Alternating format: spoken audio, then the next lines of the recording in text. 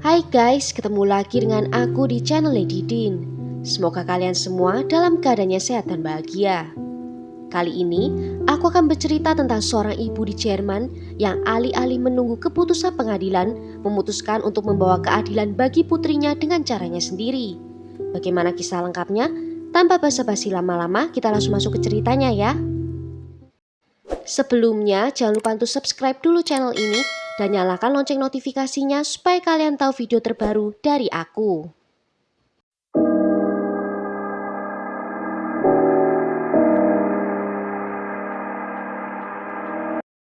Marian Bachmeier lahir pada tanggal 3 Juni 1950 di kota Sarstedt di Jerman. Dia dibesarkan di sana setelah orang tuanya melarikan diri dari Prusia Timur. Masa kecilnya dipenuhi dengan kesulitan dan trauma emosional dari orang tuanya. Orang tuanya sangat otoriter dan hidup di bawah rezim moral dan fundamentalis. Saat orang tuanya kemudian bercerai, ibunya kemudian menikah lagi dengan pria lain. Di tahun 1966, di usianya yang ke-16 tahun, Marian memiliki anak pertamanya yang dia serahkan untuk diadopsi saat masih bayi. Karena dia merasa tidak memiliki kemampuan untuk bisa membesarkan anak itu. Dia kemudian hamil lagi di usianya yang ke-18 tahun oleh pacarnya saat itu. Anak keduanya ini juga diserahkan untuk diadopsi saat masih bayi.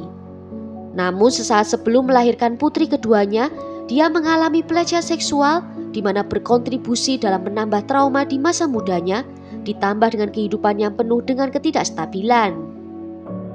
Pada tahun 1973, di usianya yang ke-23 tahun, putri ketiga Marian lahir ke dunia yang dia beri nama Anna. Tak lama setelah melahirkan Anna, Marian diminta oleh pemerintah untuk menjalani operasi ligasi tuba supaya dia tidak memiliki anak lagi. Karena ini adalah kehamilannya yang ketiga. Praktik ini sangat umum di negara itu untuk bisa mengendalikan pertumbuhan populasi. Setelahnya Marian membesarkan Anna sebagai orang tua tunggal, di mana dia tinggal sendirian dengan putrinya dan bekerja sebagai bartender untuk bisa memenuhi kebutuhannya. Anna tumbuh menjadi anak yang ceria dan penuh dengan semangat. Pada tanggal 5 Mei 1980, ketika Anna berusia 7 tahun, dia bertengkar dengan ibunya dan memutuskan untuk bolos sekolah. Dia pergi meninggalkan rumah, namun malah jalan memutar dan pergi ke rumah temannya. Namun dia tidak pernah tiba di sana. Karena Anna diculik oleh Klaus Grabowski, seorang tukang daging berusia 35 tahun yang tinggal di lingkungan yang sama dengannya. Klaus adalah seorang terpidana pelanggar seksual dan sebelumnya telah dihukum karena pelecehan seksual terhadap 2 orang gadis. Dia dibebaskan dari tahanan setelah menjalani proses kebiri pada tahun 1976 atas kemauannya sendiri. Dan itu adalah proses yang umum pada saat itu bagi mereka yang dihukum karena kejahatan semacam ini. Hakim mengurangi hukumannya dan membebaskannya dengan keyakinan bahwa dia tidak lagi berbahaya bagi masyarakat.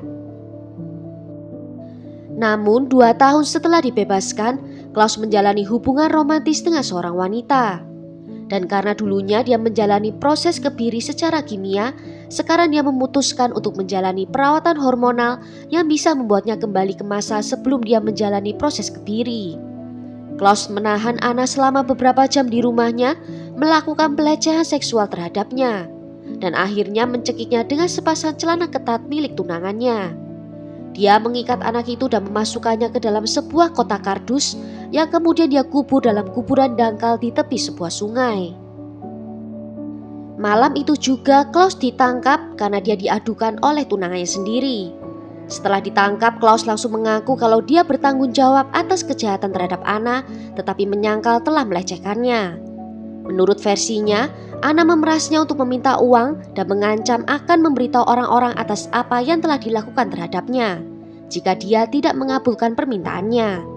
Karena Klaus takut akan kembali ke penjara, dia memutuskan untuk mengambil nyawa Anna di saat itu. Marian yang sudah sangat sedih atas apa yang terjadi terhadap putrinya, dia juga menjadi semakin marah saat mengetahui tuduhan terhadap Klaus. Klaus diadili di Jerman dan persidangan berlangsung selama beberapa hari, dan karena ramainya pemberitaan kasus itu, ruang pengadilan selalu penuh di semua sesi. Dalam kesaksiannya selama persidangan, Klaus menyatakan kalau dia tidak memiliki niat untuk melecehkan Anna. Dia dan pengacaranya terus mengklaim bahwa Anna memerasnya dan juga menyatakan kalau tindakannya itu disebabkan oleh ketidakseimbangan hormon akibat dari terapi yang dia terima saat dikebiri di penjara. Penyelidik forensik bekerja sangat lama untuk memutuskan apakah Anna mengalami pelecehan atau tidak, karena tidak ditemukan bukti yang benar-benar bisa membuktikannya. Namun dengan adanya catatan pelanggaran seksual dulunya, semua orang menyimpulkan kalau memang ada pelecehan terjadi. Penyanggahan yang dilakukan oleh Klaus di pengadilan semakin membuat Marian menjadi kesal, karena dari pernyataan Klaus membuat nama Anna menjadi ternoda. Menurutnya, Anna tidak mungkin bisa melakukan hal seperti itu. Marian mengikuti seluruh kasus dengan cermat dan dia sudah sangat lelah mendengar pernyataan dari Klaus. Baginya Klaus tidak hanya mengambil nyawa putrinya, namun juga terus mencemarkan nama baiknya. Dan Marian memutuskan untuk mengakhirinya dengan caranya sendiri dengan cepat. Pada tanggal 6 Maret 1981, di hari ketiga persidangan, Marian menyelundupkan Beretta ke dalam ruang sidang. Itu adalah senjata api berukuran kecil sehingga mudah disembunyikan di dalam tasnya sehingga luput dari pengawasan penjaga. Begitu berada di ruang sidang, Marian mendekati Klaus dari arah belakang sambil membawa senjata itu dan melepaskan 8 tembakan yang adalah kapasitas maksimum dari senjata itu. Dari 8 tembakan, hanya 7 yang mengenai terdakwa, namun langsung menewaskannya seketika.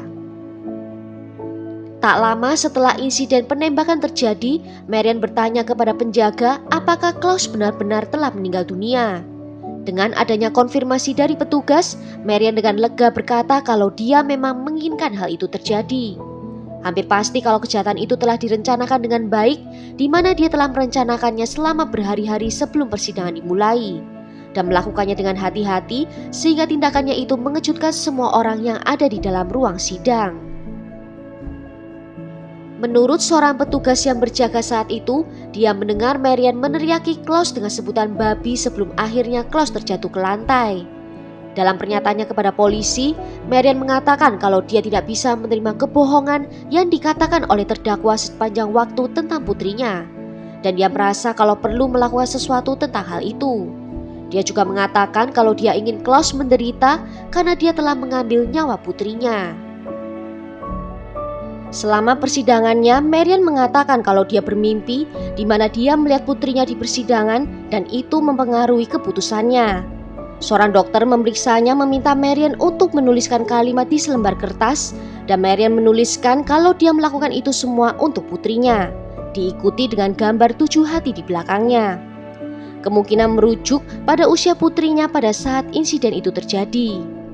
Marian menyatakan kalau dia benar-benar yakin untuk melakukan hal itu saat Klaus meminta waktu untuk memberikan satu pernyataan lagi. Yang dia bayangkan akan lebih banyak kebohongan tentang putrinya dan itu membuatnya menjadi nekat. Ini menjadi kasus peradilan main hakim sendiri yang paling terkenal di Jerman Barat. Dan ini memicu liputan media yang luas dan kru televisi dari seluruh dunia melakukan perjalanan ke Lübeck untuk melaporkan kasus ini. Sebagian besar penduduk menunjukkan pemahaman atas tindakan Marian. Setelah penangkapannya, Marian menjual seluruh kisah hidupnya sekitar $158.000 Amerika secara eksklusif untuk majalah Stern. Marian setuju melakukan hal itu untuk bisa mendapatkan uang untuk biaya hukumnya seperti menyewa pengacara yang hebat.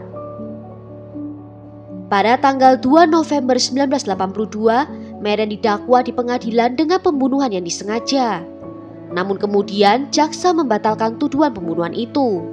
Setelah 28 hari negosiasi, Dewan menyetujui putusan tersebut dan 4 bulan setelah pembukaan persidangan, Marian divonis pada tanggal 2 Maret 1983 oleh Pengadilan Distrik Lübeck atas pembunuhan dan dijatuhi hukuman 6 tahun penjara dan juga kepemilikan senjata api secara tidak sah.